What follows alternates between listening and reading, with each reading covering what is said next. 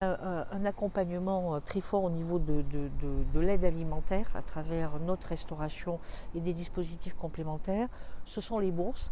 Voilà, il y a quand même l'objectif d'aider mieux et d'aider plus, donc une revalorisation des bourses qui va quand même donner un peu plus de pouvoir d'achat aux étudiants, plus d'étudiants boursiers aussi compte tenu de l'augmentation des barèmes d'éligibilité à 6%.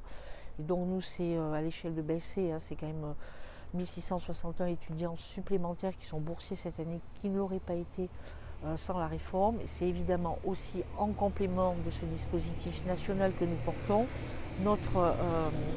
notre accompagnement personnalisé à travers le service social et toutes les aides que l'on peut apporter aux étudiants à travers une évaluation sociale et nos assistants sociaux qui sont à l'écoute des étudiants en difficulté. L'hébergement, c'est une prospective permanente puisqu'on voit bien qu'effectivement, nous ne sommes pas en capacité de répondre à l'intégralité des demandes.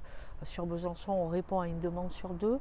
On peut se satisfaire, en tout cas dans notre rôle d'acteur social, de répondre à la demande puisque 66% des admis dans la phase principale étaient des boursiers échelons 5 et 7, donc les étudiants qui sont le plus en difficulté. Après, effectivement, si on répond à une demande sur deux, ça veut dire qu'il y a un étudiant sur deux à qui l'on ne propose pas d'offre, mais c'est bien la raison pour laquelle nous travaillons sur de la prospective en partenariat avec Grand Besançon Métropole, entre autres, pour identifier des espaces de construction. Voilà, et je rappelle quand même qu'on ouvre cette année à Besançon une nouvelle résidence, la Comtoise, donc 105 hébergements supplémentaires qui viennent s'ajouter à notre parc. On le voit sur l'ensemble de nos dispositifs finalement. Si on se dit qu'on a quasiment la moitié de nos repas qui sont des repas à 1 euro, ça veut dire qu'on a la moitié des repas d'étudiants qui sont soit boursiers, soit en situation de précarité.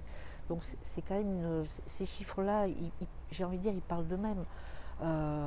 Et donc c'est vrai que c'est tout notre rôle d'accompagner tous ces étudiants et de faire au mieux pour les accompagner dans la réussite de leurs études et leur donner les meilleures conditions d'études. Évidemment, notre action s'inscrit aussi en complémentarité de l'ensemble de nos partenaires. Les établissements de l'enseignement supérieur aussi participent à cette dynamique de lutte contre la précarité, les collectivités locales bien évidemment, l'État, enfin on est tous ces acteurs engagés, mobilisés autour de la lutte contre la précarité.